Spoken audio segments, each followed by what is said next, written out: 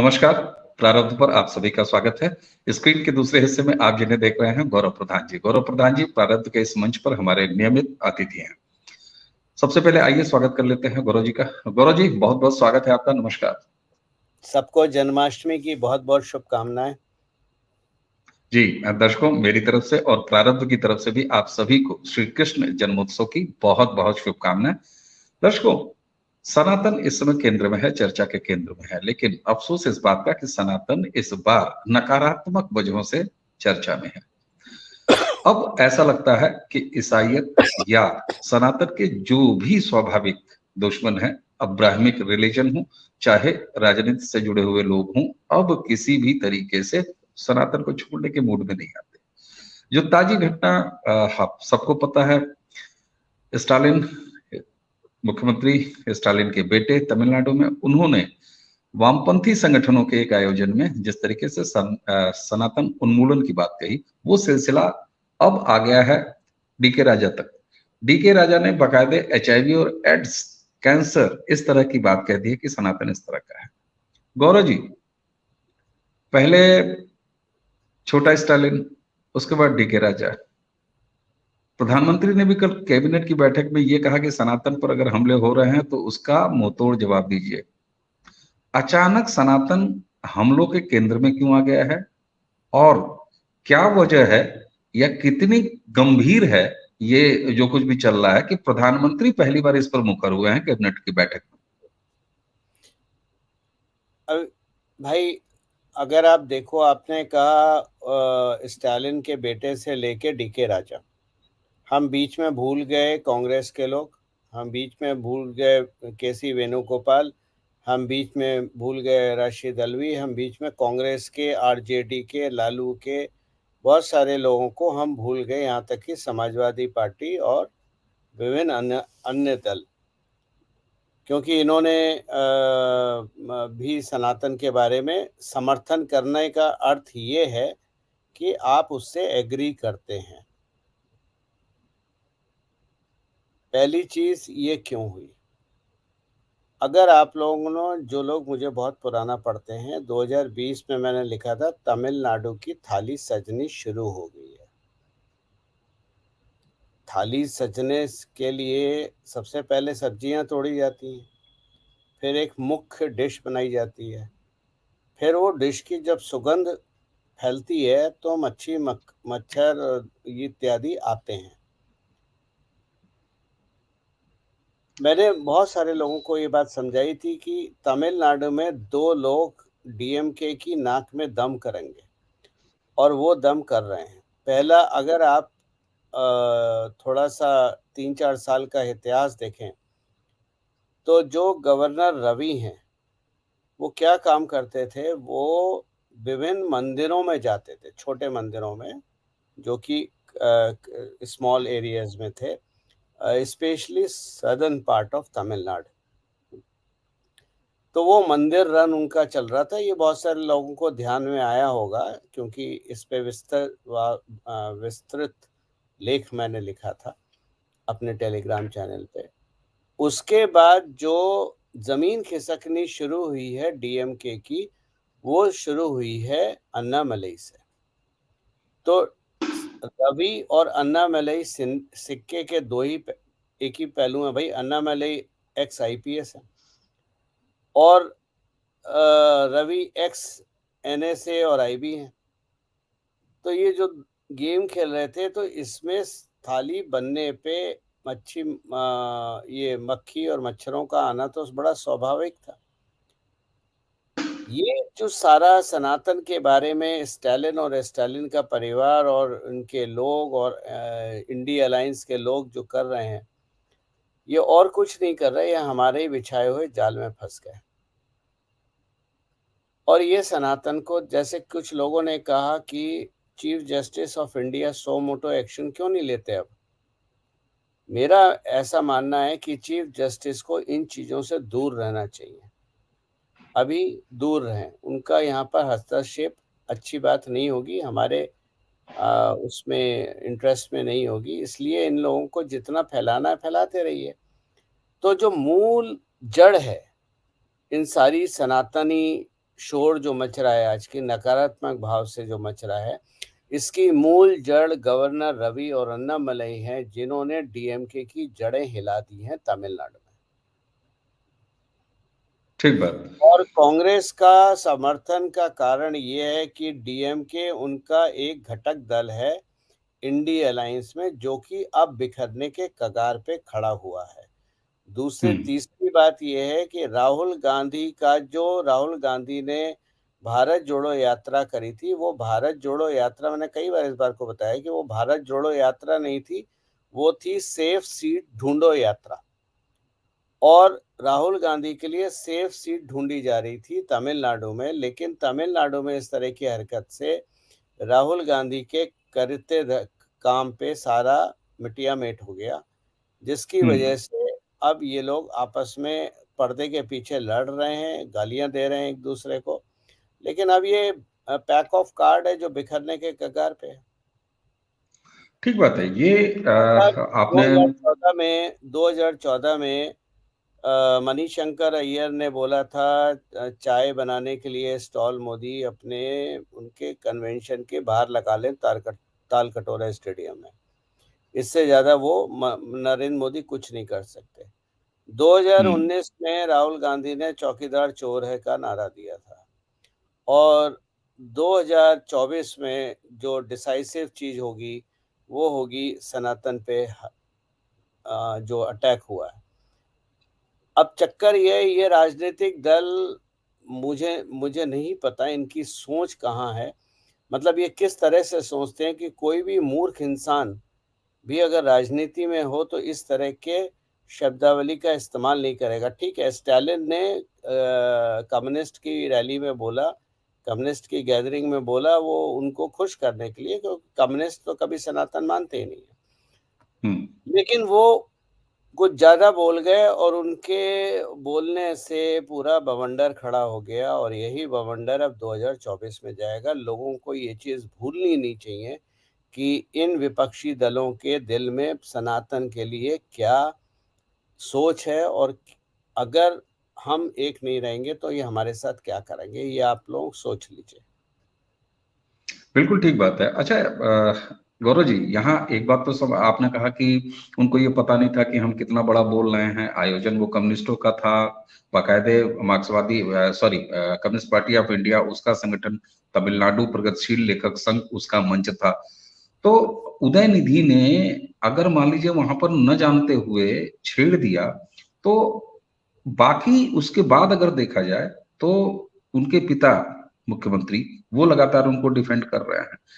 खड़गे जी के बेटे जो कि कर्नाटक में मंत्री हैं, उनका बयान आता है कि बिल्कुल ये वो उन्होंने सही किया है। खुद उदयनिधि स्टालिन भी बार बार ये दोहराता है बंदा कि मैंने तो कुछ गलत किया ही नहीं और मैं तो ये काम बार बार करूंगा।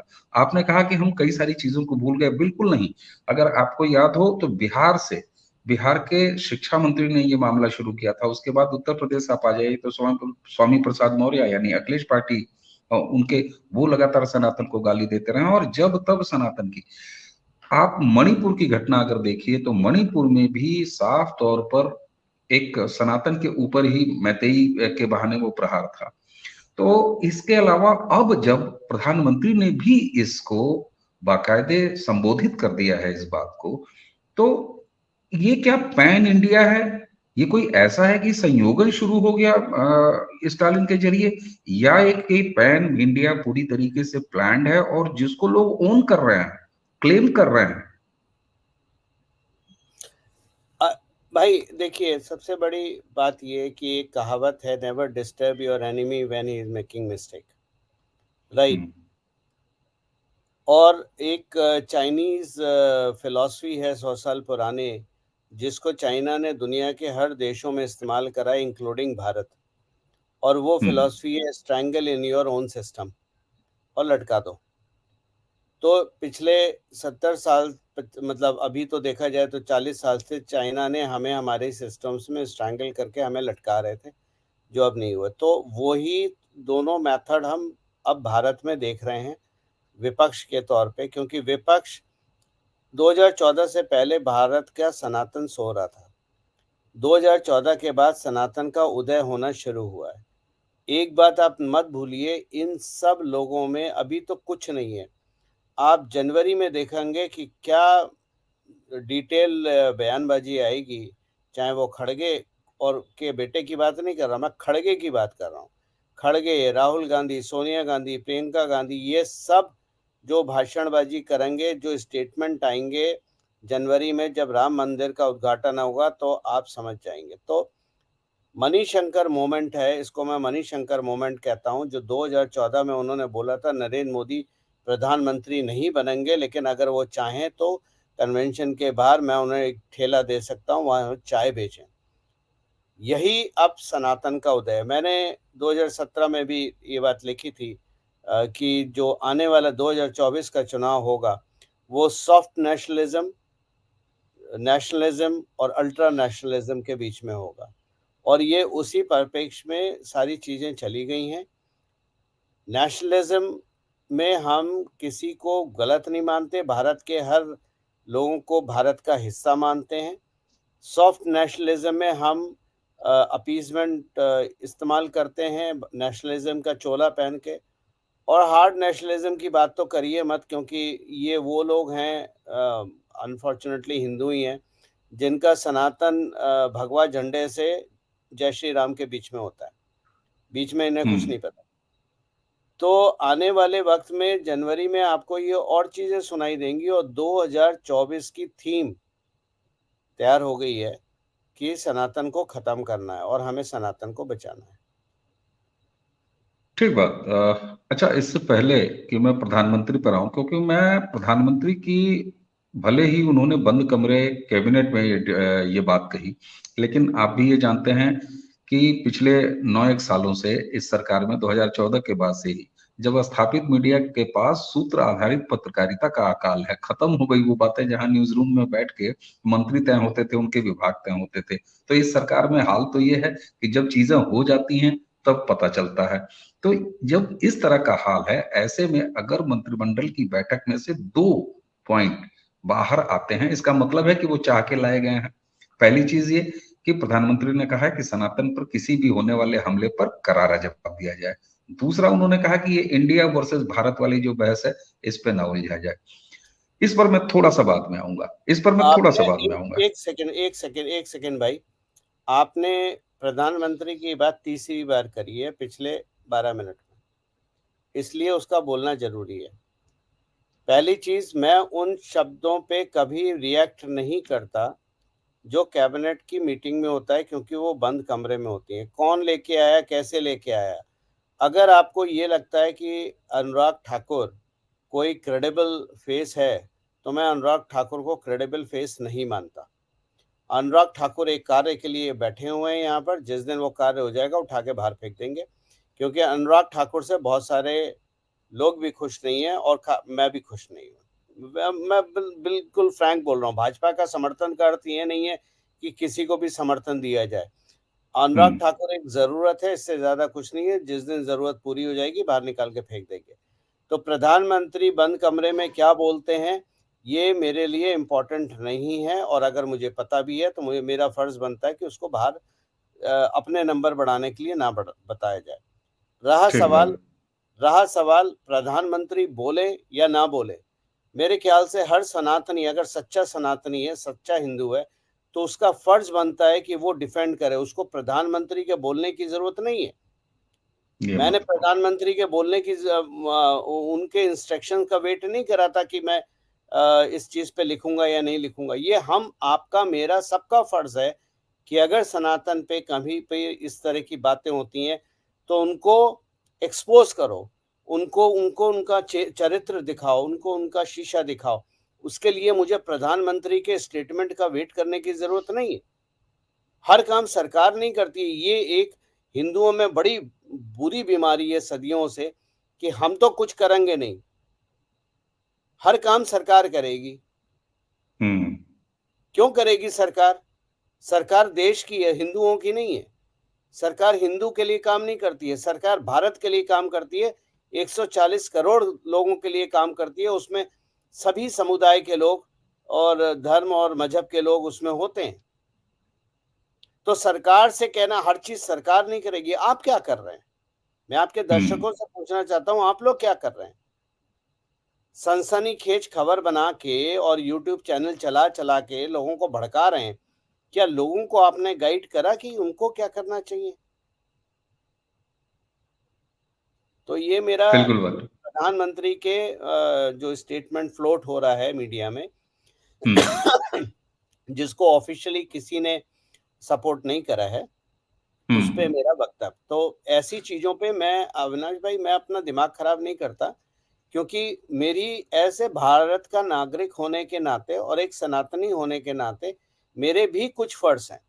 मैं हमेशा एक बिल्कुल ठीक लाइन बात। बोलता हूँ कि कर्तव्यों के मार्ग पे चल के अधिकारों की प्राप्ति होती है। हम्म। हिंदुओं की सबसे बड़ी बीमारी ये है कि अधिकार तो हमें चाहिए, लेकिन कर्तव्य के लिए हमने नरेंद्र मोदी को रखा हुआ है। भाई साहब, बिना कर्तव्य के मार्ग पे चल के अधिकारों की प्राप्ति नहीं हो सकती। भगवान श्री राम भी कर्तव्य के मार्ग पे चल के अधिकारों की प्राप्ति उन्होंने करी थी। पांडव ने भी कर्तव्यों के मार्ग पे चल के अधिकारों की प्राप्ति करी थी, जबकि शक्तिशाली थे और वो चाहते तो एक दिन में सारा कांड हो सकता था। तो अपनी जिम्मेदारी भी तो आप लोग समझिए। बिल्कुल ठीक बात है। बिल्कुल ठीक बात है। और मुझे लग रहा है कि देखिए, प्रधानमंत्री ने ऐसा कहा, नहीं कहा, अगर इस बात को किसी ने ओन किया तो किसी ने डिसोन भी नहीं किया कि प्रधानमंत्री ने ऐसा नहीं कहा। बहरहाल, संकेत यहाँ पर साफ हैं। अब हम थोड़ा-सा चलेंगे इससे पहले, कई ऐसी घटनाएँ, सिर्फ बयान नहीं, कई ऐसी घटनाएँ, मणिपुर, मणिपुर आज भी चर्चा में है, ऐसा नहीं है कि वहाँ चर्चा में नहीं है। प्रधानमंत्री ने हाउस में उसकी चर्चा की, नो कॉन्फिडेंस मोशन के समय वो उन्होंने बात की। उन्होंने 15 अगस्त जो हमारा बीता, वहां से बाकायदे एड्रेस किया इस चीज को। तो क्या आपको ऐसा लग रहा है कि सनातन के खिलाफ जाकर प्लानिंग करने के मामले में, जब मणिपुर रह गया, जब तब इधर-उधर जहर बोना रह गया, राहुल गांधी हो विदेश गए, एक बार फिर विदेश गए हैं, पता नहीं क्या इस बार निकल के आएगा, वो भी देखना होगा। तो ऐसा क्या आपको लगता है कि एक के बाद एक सनातन पर हमलों में या उनके उसके खिलाफ साजिश में विफल होने के बाद लगातार अब ये जो सीक्वेंस ऑफ चेन है, ये बिल्कुल प्रयास किया जाता रहेगा 24 तक, और ये स्थितियां और आएंगी? आप खुद ही कह रहे हैं कि जनवरी तक आप देखिएगा कैसे आएगी। तो इसके पीछे, सनातन के ऊपर हमले के पीछे इस बार क्रिश्चियनिटी के साफ साफ क्यों दिखाई दे रही है? अगर मैं मणिपुर देखूं वहां, अगर मैं तमिलनाडु देखूं यहाँ, और उसी के साथ साथ एक कॉम्बिनेशन बनाया जा रहा है उत्तर भारत का, उसमें चाहे बिहार में तेजस्वी यादव और लालू परिवार की बढ़ती दोस्ती आप देख लीजिए, तमिलनाडु और स्टालिन परिवार से। तो आपने ये तीन चार चीजें आपने 3-4 चीजें पूछ ली। मैं एक-एक चीज पे आता हूँ धीरे-धीरे। पहला, आपने कहा कि क्रिश्चियनिटी खुल के सामने क्यों आ रही है? क्रिश्चियनिटी खुल के इसलिए सामने आ रही है कि आज तक दुनिया पे राज करता था वेटिकन और इस्तेमाल होता था मक्का। आपने मक्का की तरफ से एक स्टेटमेंट तो देख ही लिया है, जहाँ पर उन्होंने इनडायरेक्टली मान लिया कि हम सब सनातनी थे। ठीक है? अब रहा क्रिश्चियनिटी। क्रिश्चियनिटी मतलब वेटिकन। देखिए, मैं हमेशा 2 चीज़ें सिखाता हूँ लोगों को कि दुनिया पे 2 पोल हैं, जो राज करते थे। हम्म। एक मक्का मदीना, एक वेटिकन।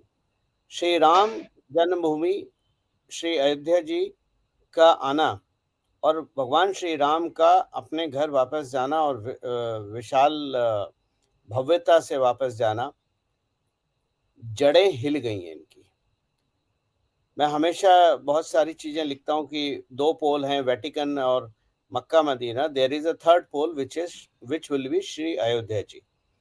तो सनातन का उदय किसी को नहीं फल रहा है, वेटिकन को कभी नहीं फल रहा है। एक चीज़ और मैं आपको हमेशा वाटरमेलन एनालॉजी समझाता हूँ कि वाटरमेलन अंदर से लाल होता है, ऊपर से हरा होता है, ठीक है?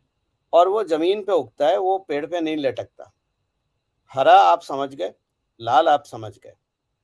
तो ये लाल ने हमेशा हरे को इस्तेमाल करा है एज़ अ वेपन। हम्म। देखिए, जो इस्लामिक रेडिकलाइज़ेशन है, इस्लामिक रेडिक कोई देखिए, सबसे पहले तो कोई भी अब्राहमिक फ़ोर्स, जो भी अब्राहमिक रिलीजन है, जो मूलतः अब्राहमिक रिलीजन ही है सब, ये आउटवर्ड रिलीजन है, या तो ये भय दिखा के या ये लालच दिखा के लोगों को कन्वर्ट करते हैं। ठीक है, दो ही तरीके, या तो आप भय दिखा दीजिए या लालच दिखा दीजिए। बिल्कुल। चक्कर ये, और सनातनी सो रहे थे 70-80-100 साल से, 200 साल से सनातनी सो रहे थे। अब वो युग आया है कि सनातनी फिर से जग रहा है और वो चैलेंज कर रहा है। मेरे से बहुत लोग नाराज होते हैं इस बात पे जब मैं बोलता हूँ कि मुसलमान हमारा असली दुश्मन नहीं है। हमारा असली दुश्मन तो सनातनी है। आप खुद देख लीजिए कितने सनातनी हैं। अगर आप उनसे ये जो मछली बाजार आता है टीवी पे रोज शाम को, आप उसमें देखिए, पूछ लीजिए सवाल कौन सनातनी है, वो जवाब नहीं देंगे। ठीक बात। तो गले मिलना और सेकुलरिज्म की बीमारी और गंगा जमुना वो, और किसी भी क्रिमिनल की सपोर्ट, चाहे वो अंडरवर्ल्ड का क्रिमिनल हो, चाहे टेररिस्ट हो, चाहे कोई भी हो, केस कौन जी। लड़ता है उसका? जितने लव जिहाद में बच्चियों का हत्याएं हुई हैं, ठीक है, उसमें जो मुस्लिम पक्ष के लड़के हैं उनकी तरफ से केस कौन लड़ रहा है, जरा उठा के देख लीजिए। ज्ञानवापी के अगेंस्ट केस कौन लड़ रहा है? हिंदू ही लड़ रहा है ना। बिल्कुल। तो हमारी लड़ाई मुसलमान से बाद में आएगी, हमारी लड़ाई तो सबसे पहले हिंदुओं से है। क्या कारण है कि कर्नाटक में इलेक्शन में 36% हिंदुओं ने भाजपा को वोट दिया? कर्नाटक में तो 80% से ज्यादा 86% हिंदू हैं, लेकिन 86% हिंदू में मात्र 36% हिंदू अगर भाजपा को वोट दे रहे हैं, तो प्रॉब्लम की जड़ कहाँ है? आप समझ गए ना? प्रॉब्लम की जड़ कहाँ है? प्रॉब्लम की जड़ हम सनातनी है, क्योंकि हमें तो सेकुलरिज्म की बीमारी है ना। ठीक बात। मैं कुछ नई चीज नहीं बता रहा हूँ, मैं आपको वो बता रहा हूँ जो आप लोग खुद चेक कर सकते हैं। मैं नई चीज बताने का मैं पब्लिक में नहीं बोलता हूँ, ठीक है। आपने दिवाली पे देखा है, आपने सारे हिंदुओं को देखा है ये कहते हुए कि कुत्ते बिल्ली डर जाएंगे। देखे है ना आपने? उनके ट्वीट वीडियो सब देखे है ना? दिवाली से पहले आते हैं कि कुत्ते बिल्ली डर जाएंगे पटाखों से। बिल्कुल, बिल्कुल। लेकिन ईद पे वो बकरे को काटने की बात करते हैं और मटन बिरयानी की बात करते हैं।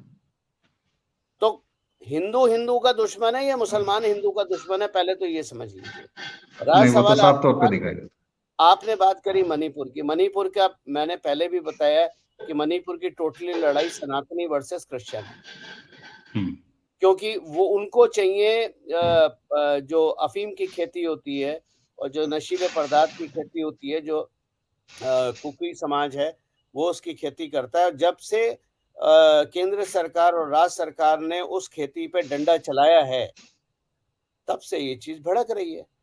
और मणिपुर का इतिहास तो आप ही के चैनल पे मैंने बताया था, कोई आज का नहीं है। मणिपुर का इतिहास तो पिछले 50-60 साल से है। आज वो हाईलाइट हो रही है, लेकिन हमारा काम करने का तरीका ये है कि हम उस चीज को जड़ से समाप्त करेंगे ताकि अगले 1000 साल तक इस तरह की कोई बात ना आए। ठीक बात। आपने ये आपने बड़ा साफ-साफ बताया। जब मैंने मणिपुर का आपसे ज़िक्र किया कि मणिपुर में भी आप देखें तो सनातन के सामने ईसाईयत खड़ी थी और वहाँ ईसाईयत वर्सेस सनातन का ही है। तमिलनाडु, अच्छा, आपने पुरानी चर्चा में हम इस चर्चा के वीडियो लिंक में वो वीडियो भी डाल देंगे। लेकिन उसी के साथ आप देखिए तो तमिलनाडु का भी ये पूरा मामला अगर है, द्रविडियन पॉलिटिक्स में अगर ये पूरा मामला है सनातन विरोध का, तो इसका भी इतिहास 200 साल पुराना है।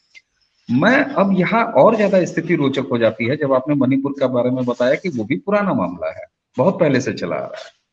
क्या कारण है कि सनातन के खिलाफ जहां जहां भी विरोध, नकारात्मकता, जहर बोने की संभावनाएं मौजूद हैं, चाहे वो सदियों पुरानी हो और चाहे कल की हो, उनको एक बार फिर से जगाने का काम किया जा रहा है। और आप वो पुरानी बात कहते हैं कि राहुल गांधी बीइंग कांग्रेस लीडर इस देश में केरोसिन लेके घूमते हैं और उनके दूसरे हाथ में माचिस की तीली है। तो ये सारा संयोग किस तरह का बनाया जा रहा है, और वह भी तब जब 2024 के मुहाने, यानी 2024 के चुनाव के मुहाने पे देश जा रहा है। इसका कारण ये है कि अगर आप इलेक्शन कमीशन की स्टैटिस्टिक्स उठा के देखें, उनको पता है कि कितने परसेंट वोट हिंदुओं के भाजपा को जाते हैं। कांग्रेस का और विपक्षी दलों का केवल 2 टारगेट है। पहला उनका है मुस्लिम समुदाय को कंसोलिडेट करना, ताकि वो एक मुक्त क्योंकि एक बात आप याद रखिए, मैंने एक बार लिखा था कि हिंदू जो है एज ए इंडिविजुअल वोट देता है, मुसलमान एज ए कम्युनिटी वोट देता है। तो उनका पहला टारगेट है मुसलमानों को कंसोलिडेट करना, इसलिए सनातन के खिलाफ।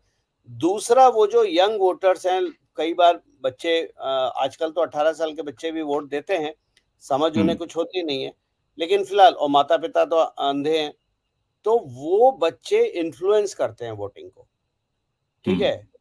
तो उन बच्चों के माइंडसेट को देखो, भाजपा कितनी गंदगी फैला रही है, भाजपा कितने दंगे करा रही है, भाजपा कितना मनमुटाव करा रही है, इस तरह के प्लांटिंग बच्चों में करी जा रही है।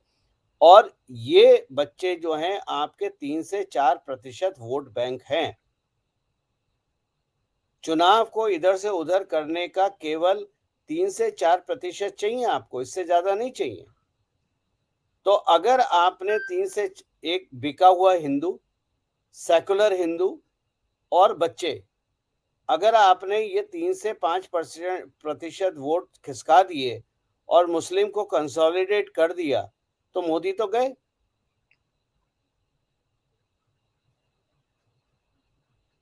तो यहाँ पर समझने वाली बात यह है कि इस वक्त इस चीज को क्यों उठाया जा रहा है। इस वक्त इस चीज को उठाया जा रहा है ताकि जो राम मंदिर का इम्पैक्ट होगा चुनाव पे, और आगे बहुत सारे लोग नहीं मानते राम मंदिर का कुछ नहीं होगा, मैं आपको बोल रहा हूँ राम मंदिर का बहुत इम्पैक्ट होगा। और राम मंदिर के इम्पैक्ट को कम करने के लिए इन चीजों को करा जा रहा है, ताकि इनका जो फेस सेविंग है, कंसोलिडेट करके लोगों को कंफ्यूज करके, खास तौर से युवा जनरेशन को कंफ्यूज करके। सेकुलर हिंदू की तो मैं बात नहीं करता, क्योंकि ये वो प्रजाति है जो कभी नहीं सुधर सकती। ये तो बस तलवार की नोक पे कुछ खोलने के लिए तैयार रहते हैं, ठीक है? तो इनसे मेरे को उम्मीद नहीं है, लेकिन हाँ, जो हमारे बच्चे हैं, जो समझदार लोग हैं, उनसे उम्मीद है, और यही हमारी कोशिश है कि लोगों को ये चीजें समझ में आए। बिल्कुल ठीक बात है। आपने ये तो बताया कि चिंताएं साफ हैं। आप ये भी कह रहे हैं कि ये बातें और बढ़ेंगी, यानी कि ये विरोध का प्रतिशत बढ़ेगा, इसकी इंटेंसिटी बढ़ेगी, वो सारा कुछ होगा। क्या करना होगा सनातनियों को? सनातनियों को बस भगवान श्री राम पे पूर्ण विश्वास, महादेव के आशीर्वाद के साथ कमल पे बटन दबाना है। नेता कौन है ये हमारे लिए इम्पोर्टेंट नहीं है। हमारे लिए इम्पोर्टेंट ये है कि वो पार्टी सत्ता में आए जो कम से कम सनातनियों का सोचती तो है, जो कम से कम ये तो नहीं बोलती कि सनाती मच्छर हैं, डेंगू हैं, एड्स हैं, HIV हैं।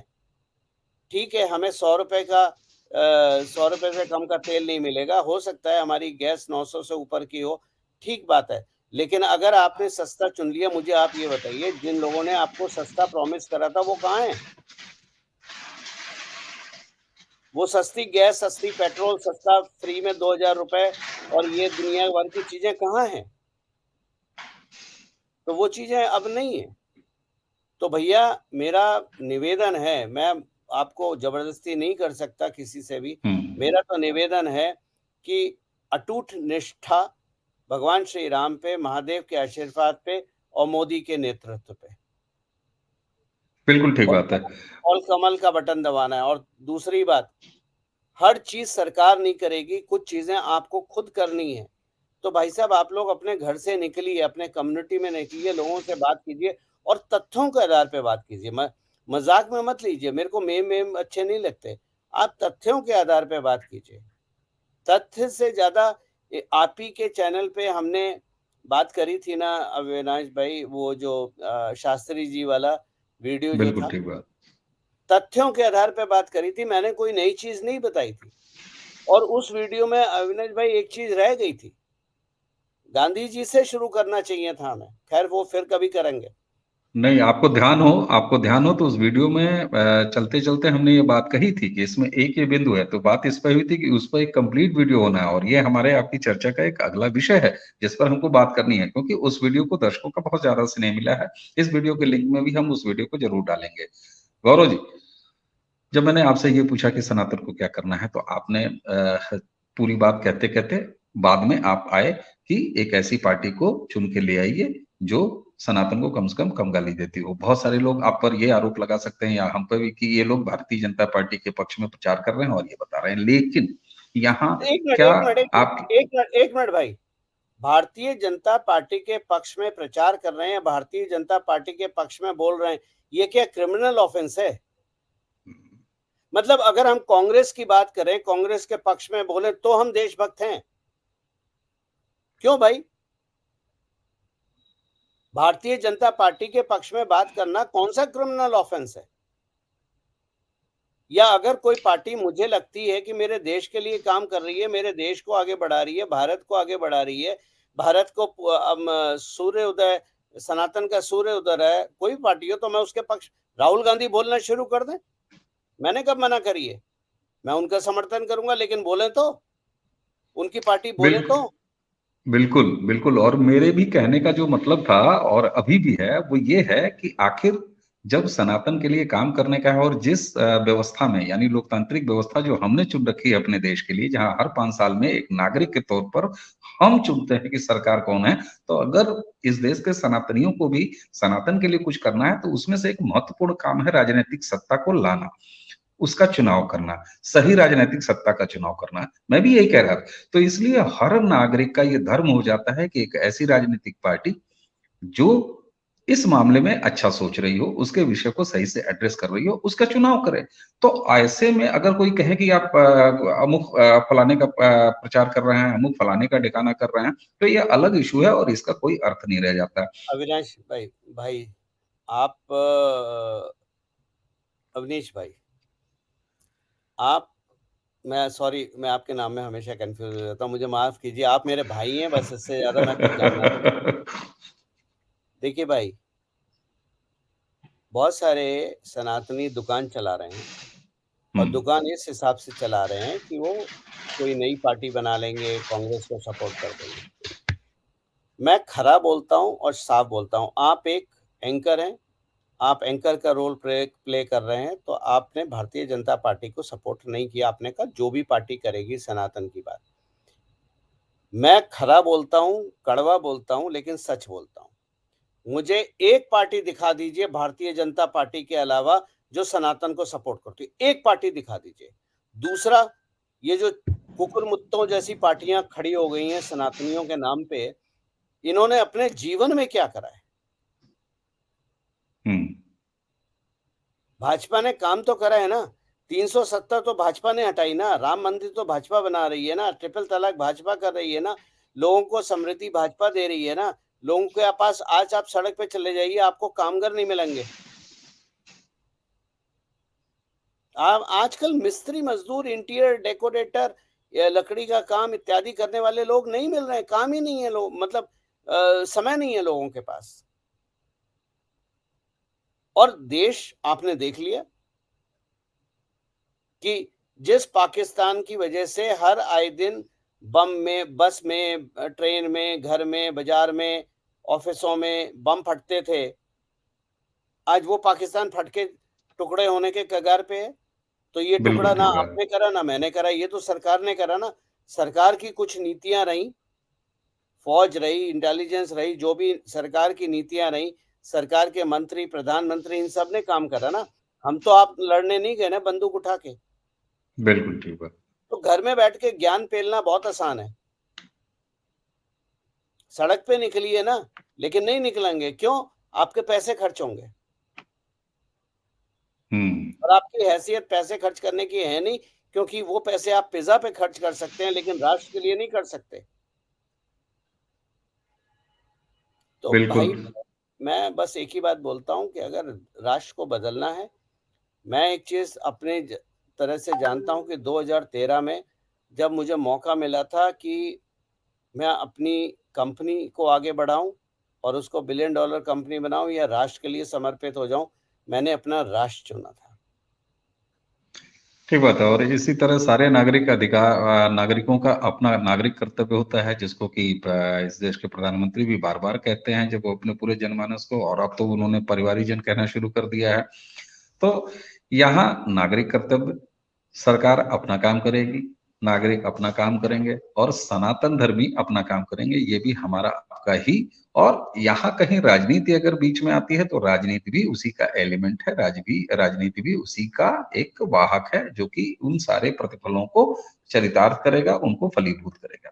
गौरव जी, आपने हमें समय दिया और इतने महत्वपूर्ण चर्चा पे। जी एक छोटी सी बात मैं बता के अपनी बात खत्म करता हूँ जी कि श्री राम जो आदर्शों को निभाते हुए कष्ट सहते हैं, श्री कृष्ण षड्यंत्रों के हाथ नहीं आते, बल्कि स्थापित आदर्शों को चुनौती देते हुए एक नई परिपाटी को जन्म देते हैं।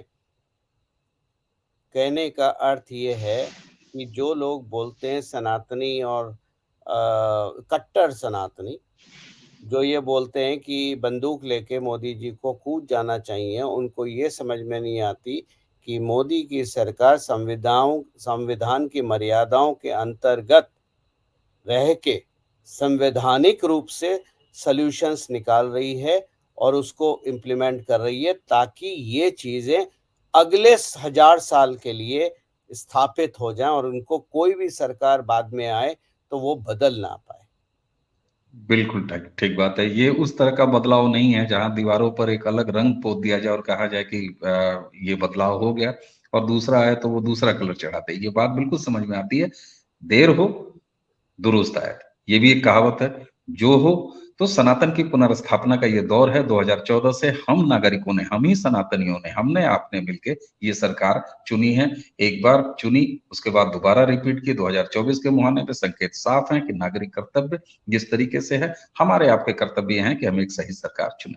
गौरव जी, आपने इसने इतने महत्वपूर्ण विषय को अपने तरीके से, और आप तो हमारे दर्शक भी ये कहते हैं कि जिन गूढ़ विषयों को समझ पाने की स्थिति बहुत देर में बना सकता है व्यक्ति, उसको आप बहुत सहज तरीके से जिस ग्राह्यतुल्य बनाते हैं कि वो सबको समझ में आ जाती है और सारे डॉट्स जुड़ जाते हैं, और फिर सुनने वाला, देखने वाला, वो खुद अपने आप में उन डॉट्स को कवर करता है। और फिर कहते हैं ना कि मेलोडी खुद खाओ जान जाओ, है ना? एक विज्ञापन आता था कि मेलोडी इतनी चॉकलेटी कैसे बनी, तो उसमें जवाब पंच लाइन आती थी कि मेलोडी खाओ खुद जान जाओ।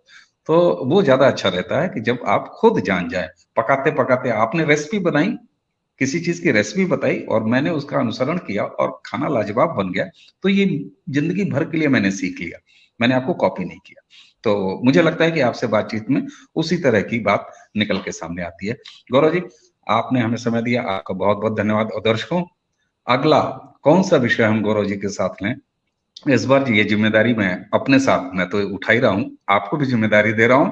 नीचे कमेंट में अपनी टिप्पणी में ये बताइए कि कौन कौन से वो विषय हैं जो आप गौरव प्रधान जी से प्रारब्ध के इस मंच पर सुनना चाहते हैं। तो एक बार पुनः गौरव जी को धन्यवाद देते हुए आप सभी को आप नमस्कार, बहुत बहुत सबको प्रणाम। कृष्ण जन्म उत्सव की बहुत बहुत शुभकामनाएं। हम सब प्रगति करें, आपके घर में खुशहाल रहे।